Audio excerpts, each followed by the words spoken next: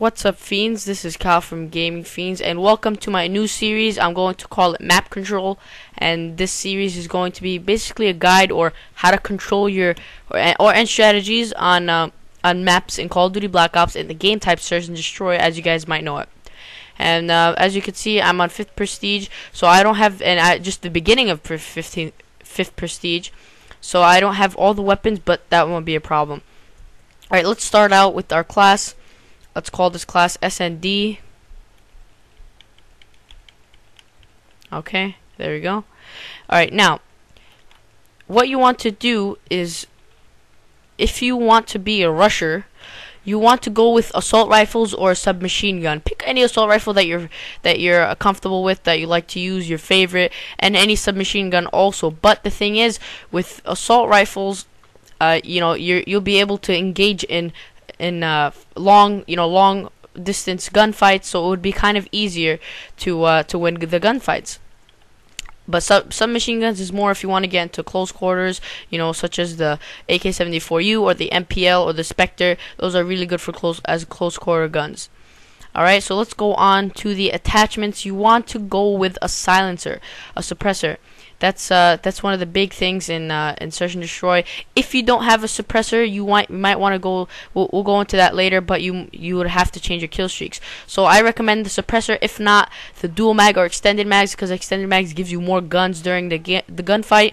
Dual mags allows you to reload quicker in the gunfight and allows you to win it quicker. Camo doesn't matter, pick whatever you want. Alright, now secondary, I prefer pistol because especially if you have a quick trigger finger, I prefer the Python with speed reloader, and that would work out great because you pull it off fast, you shoot it. If you have to reload, it reloads quick, especially if you have steady aim. Now launchers are okay because especially if you have the RPG or the China Lake, those are two good secondaries to use. Okay, and then these specials, crossbow is pretty good, and ballistic knife, I wouldn't really recommend it unless you're going knifing only, of course. So I wouldn't really recommend specials if you're going, try hard, search and destroy. Okay, so let's go back onto lethal. Lethal, it does not matter, frag, semtex, but frag, you have to be aware. Frag, it goes a little bit farther, it can bounce off of things. But the nice thing about it is that you can throw it farther. So yeah, even though it bounces off of things and you have to cook it a little bit, and it's easier for enemies to escape it. But that's the nice thing about it. You can throw it longer, but the semtex goes a shorter distance, but it detonates quicker and gives less time for the enemy to run away. And and it doesn't bounce either. It won't bounce off of anything. And if you actually hit your enemy, of course, it'll stick to them. Tactical, I recommend concussion. That would be the best thing, or flashbang.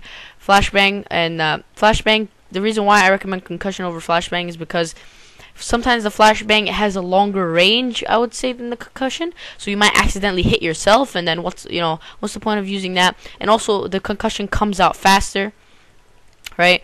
Equipment, I don't have any equipments now, but what I would like to use is, actually equipment doesn't matter, but you would definitely not want to use tactical insertion. Jammer, it does mess up their UAV, but it kind of gives away your position if you're sticking around your jammer. Motion sensors, a great equipment for search and destroy. Claymore also is a great equipment. So this, and this I would recommend using. And maybe in some cases the camera spike, but I mean, I don't think you would run into any situation for using that. Now the perks, you would definitely not need scavenger. That's not really a needed perk. But what are the mostly needed perks in Search and Destroy is Flak Jacket and Ghost, and the third one is Lightweight. Lightweight, not really. It just allows you to move around. If you have Pro, move faster. If you have Pro, you don't have any damage inflicted to you, no matter how high you jump. So things like that. That's advantages. Ghost, you're hidden from spy planes, but then if you have a silencer and a Ghost, you could do really good, but then it kind of pushes you into camping. People don't like it, people get frustrated, but that's part of the game. Ghost is part of the game. Anyway, Flak Jacket, that's really good, especially if they put claymores on the bombs. Sometimes when they plant it and you want to go defuse, they put a claymore, and then that stops you from dying. Every time if you get fragged, things like that, it actually stops you from dying. So I use Flak Jacket a lot. Before I prestige, I had it on all my Search and Destroy classes. Okay, the second perk, the second tier, I would recommend sleight of hand. I don't know about any of the others. Steady aim maybe if you're using a submachine gun, but sleight of hand is probably the thing that you want to go with, because it does allow you faster ADS and faster reloading, which will allow you to help you fight, win more gunfights, especially if you have dual mags. Okay, now perk 3, you're going to want to go with either Marathon or Hacker. I wouldn't recommend Ninja because, I mean, Ninja is not really, used much in Black Ops. It wasn't really that big of a perk as it was in Modern Warfare 2. Tactical Mask, for me at least, not many people use Nova Gas, so I don't really need that. And Second Chance, that's just really like unreal, that's just unreal. So I don't use that either. I don't recommend using it. But Hacker is really great. You could actually see the motion sensors incoming. You could see the jammer. You could see any equipment that they use. Camera spike, Claymore especially. That's a really good advantage. But I like Marathon. But the thing is about Marathon Pro, it can get you it can give you deaths, because if you're caught in sprint mode, it will take a long time to pull out your gun. So that's the thing with that's the only cons with Marathon.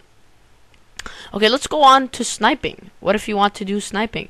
Okay, sniper rifles, it really does not matter which one you use, whichever one is comfortable with you.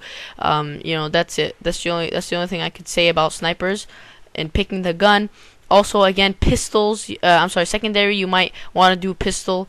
That would probably be the best. Lethal, you should go with the Semtex or Frag, also your choice. Tactical, it should be concussion, because snipers, the whole point of it is to get the person standing in one place. If you throw a concussion at him, it will be hard for him to move your gun and aim at you, and it will give you more time to hit him because he's standing in one place. Equipment, if you're a laid back sniper, if you like to stay back, hard scoping, whatever it is, you might want to use a Claymore or a motion sensor. But if you're going to be running around, C4 and jammer, or maybe not jammer, but C4 would be your best bet in succeeding, or Claymore, and then leaving it there to protect your back while you're rushing. Either one. Now perks, I would recommend lightweight or ghost or flak jacket. Again, scavenger, not really, as the sniper has about 15 bullets already, so that's good.